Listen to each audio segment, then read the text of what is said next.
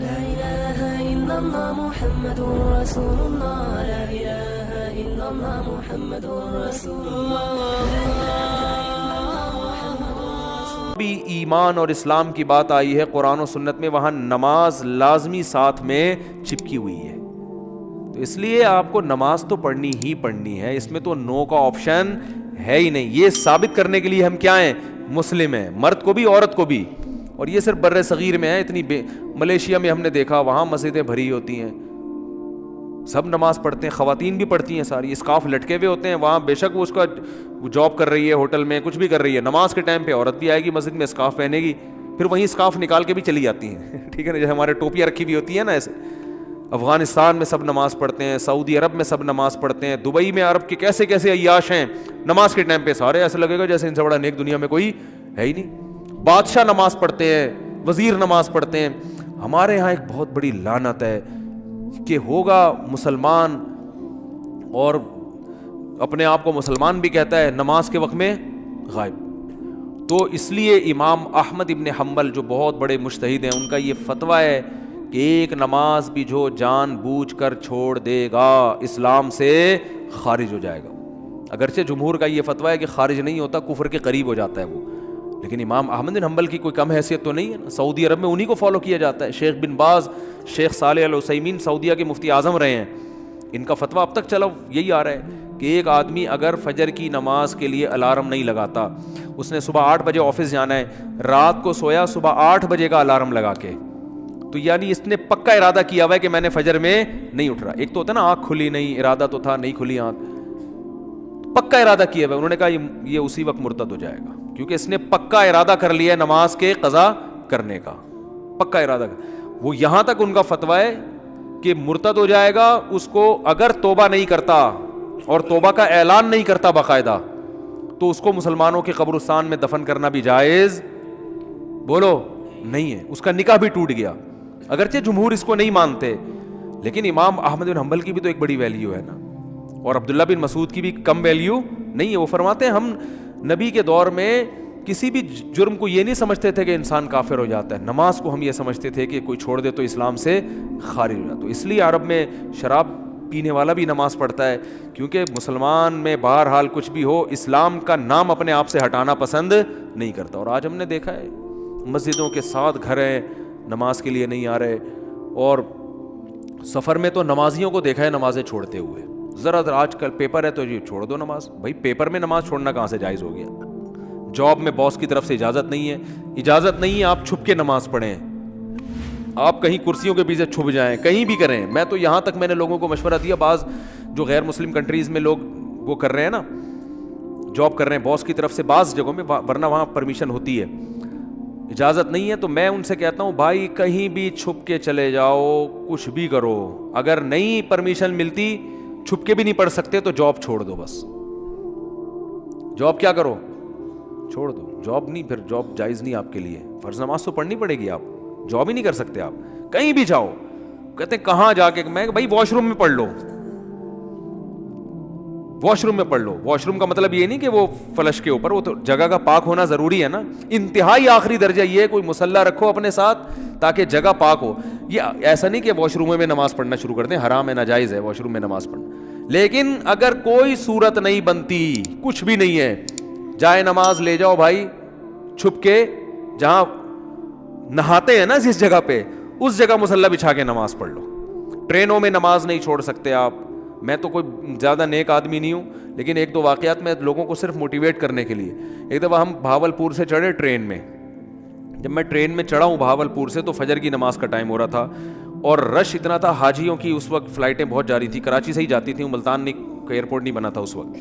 تو اتنا رش تھا کہ جیسے ہی ہم ٹرین میں چڑھے ہیں تو اب پتہ چل گیا کہ بس ایسے بالکل سیدھے، جگہ ہی نہیں، رش اتنا زیادہ. اب فجر کی نماز وضو میں نے پہلے کر لیا تھا احتیاطاً، تو اب وہاں میں نے کہا بھائی نماز پڑھنی ہے. لوگوں نے کہا یہاں جگہ نظر آ رہی ہے. صوفی صاحب لوگ پھر تانے دینا شروع کر دیا، بھائی صوفی نظر نہیں آ رہا ہے، یہاں کوئی نماز پڑھے گا، پاگل ہو رہا ہے. اچھا سفر میں لوگوں نے کہا بھائی سفر میں معاف ہے، بعد میں توبہ کر لینا، قضا پڑھ لینا. یہ بڑے اچھے الفاظ ہوتے ہیں لوگوں کے نا، یعنی ان کی نظر میں کہ توبہ کر لینا. بھائی توبہ تو کہاں سے؟ اگر ایسا ہی ہوتا تو اللہ کہتے ہیں نماز پڑھ لو, نہیں پڑھتے تو توبہ کر لینا. پڑھنی ہے, کسا نہیں کرنی ہے. ان الصلاۃ کانت علی المؤمنین کتابا موقوتا. اگر نماز چھوڑنے کی میرے بھائی کہیں گنجائش ہوتی تو میدان جنگ میں لڑتے ہوئے جب گولوں کی گھن گرج اور تلواروں کی چمک ہو اس میں اللہ اجازت دے دے گا قضا کر لو. وہاں اجازت نہیں دی ہے. اللہ نے فرمایا نہیں کوئی صورت بنتی, سواری پہ بیٹھو, گھوڑے کا جہاں رخ ہے اسی طرف رخ کر کے نماز پڑھو, وہاں اجازت نہیں دی. اور آگے اللہ نے اس کی وجہ بیان کی ہے کہ میں اس لیے کہہ رہا ہوں یہاں پڑھنی ہے کہ نماز صرف پڑھنے کا حکم نہیں ہے. ان الصلاۃ کانت علی المؤمنین کتابا موقوتا, نماز مومنین پر مقررہ اوقات میں فرض ہے.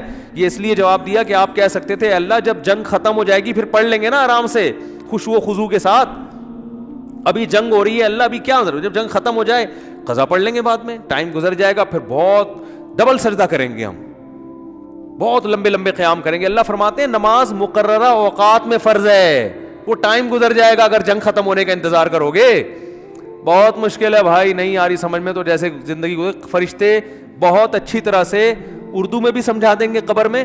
وہ کہتے ہیں نا میں نہیں بتاؤں گا, تو لوگوں نے کہا اب تو آپ کو سب بتانا پڑے گا. اور حقیقت ہے میں ان کا کسی کا مذاق نہیں اڑا رہا, سب کے ساتھ ہوگا. جو بھی کہتا ہے میں نہیں بتاؤں گا, تو جب دنیا سے جائے گا تو سب کچھ بتانا پڑے گا, اس کو سب بتانا پڑے گا بھائی.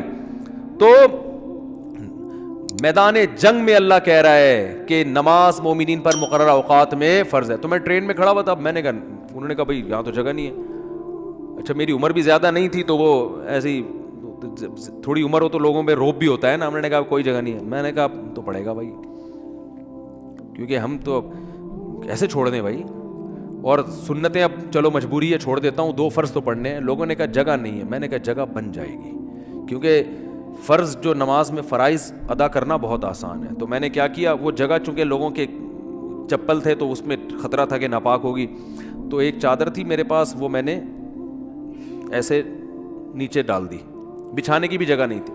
نیت باندھ لی, اندازہ پہلے لگا لیا تھا قبلہ کس طرف ہے, نہیں تو آپ آج کل تو موبائل پر ایسی ایپس آ رہی ہیں اس سے فوراً پتہ چل جاتا ہے. قبلہ کس طرف ہے اندازہ تھا مجھے, رخ کیا ہم نے. اب یوں کرنے میں تو کوئی نہیں رکاوٹ ڈالتا نا, یوں کرو, نیت باندھ لو بھائی. اگر ہاتھ اٹھانے کی بھی جگہ نہیں ہے تو ہاتھ نہ اٹھاؤ, یہ رفع الیدین تو کوئی واجب نہیں ہے. اللہ اکبر کہہ لو اور نیت باندھ لو. ہاتھ باندھنے کی جگہ نہیں, ہاتھ چھوڑ کے کھڑے ہو جاؤ بھائی. سورہ فاتحہ پڑھی, سورت ملائی. رکوع میں جب آپ رکوع کریں گے تو میں سوچتا تھا W11 کتنی بھی بھری ہوئی ہو, کنڈکٹر جب ایک دروازے سے چڑھ کے دوسرے دروازے پہ کرایہ لے کے نکل سکتا ہے تو ہم اتنے رش میں صرف ایک رکوع کی جگہ ہمیں کیوں نہیں بن سکتی. تو رکوع ہم نے کیا, جھکنا ہے نا رکوع میں, بس جھک جاؤ, بس لوگ خود بخود سائڈ پہ ہو جاتے ہیں بھائی.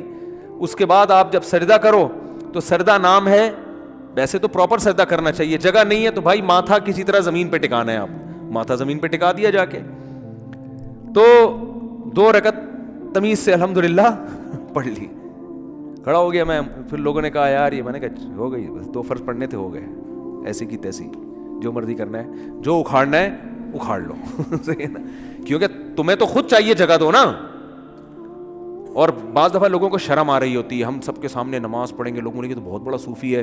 تو یاد رکھو شرم ان کمبختوں کو آنی چاہیے جو نہیں پڑھ رہے, ان کمبختوں کو آنی چاہیے. بھائی تم بھی تو ایمان کے دعوے دار ہو, اگر تم یہ کہتے ہو کہ ہم اسلام کو نہیں مانتے تو پھر پورا اسلام سے رشتہ ختم کرو. پھر آپ وصیت میں لکھو کہ مجھے عیسائیوں کے قبرستان میں دفن کرنا ہے, مجھے ہندوؤں کے میری چتا کو آگ لگائی جائے.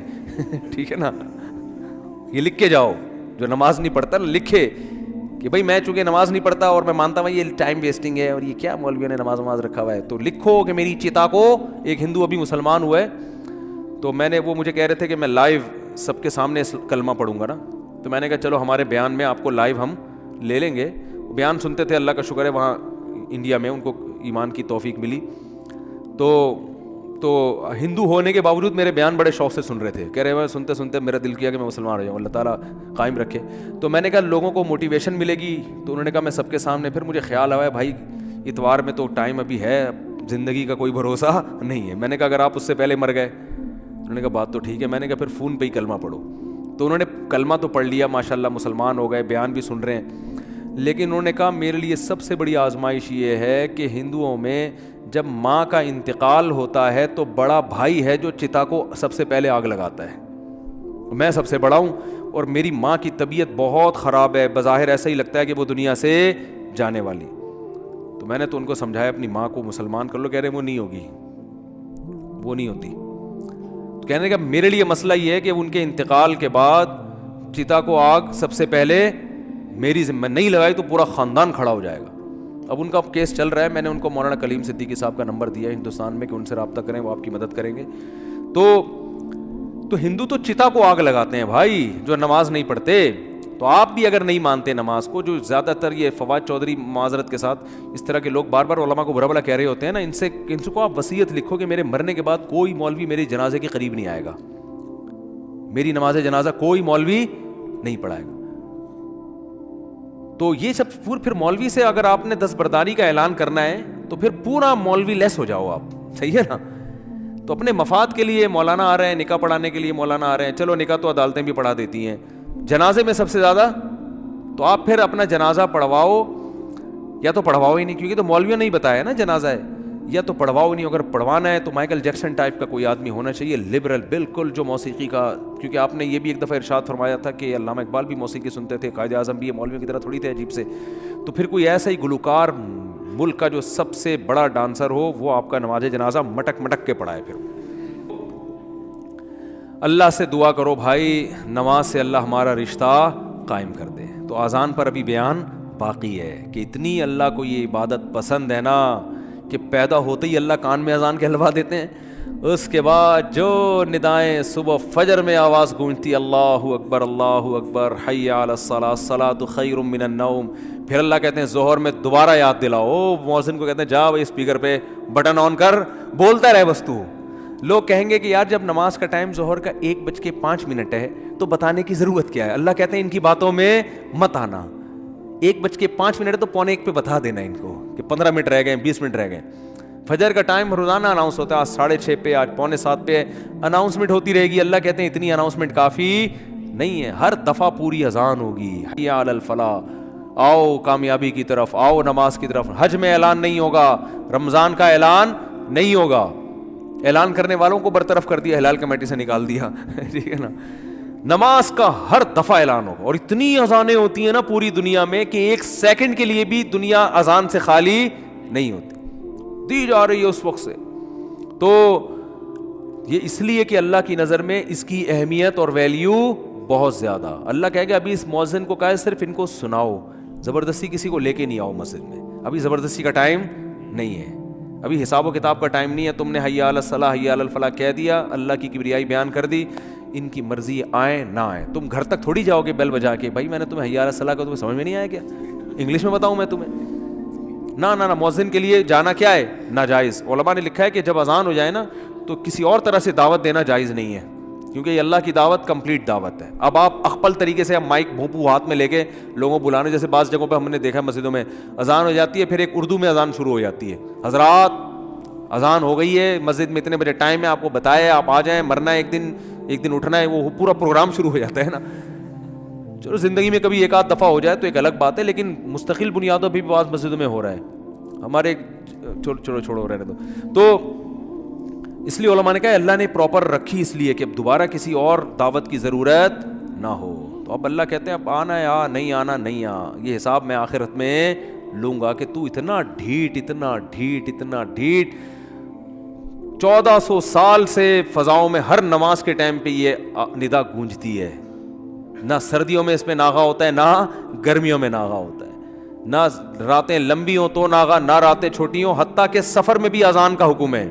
اذان کہو, پھر جنگل میں اکیلے نماز پڑھ رہے ہو اذان کہو. یہ ایسی اللہ کو ندا پسند ہے بھائی, یاد دہانی لازمی کراؤ. تو اس لیے بھائی یہ بار بار دعوت, اذان کی اہمیت نہیں پتہ چلتی, اس سے نماز کی اہمیت پتہ چلتی ہے. تو عزم کرو زندگی میں کچھ بھی ہو جائے نماز قضا نہیں کرنی. جو جماعت کی نماز کے عادی نہیں ہے وہ کم از کم اتنا کر لیں کہ پہلا اسٹیپ یہ ہے کہ قضا نہیں ہونے دینا کسی صورت میں.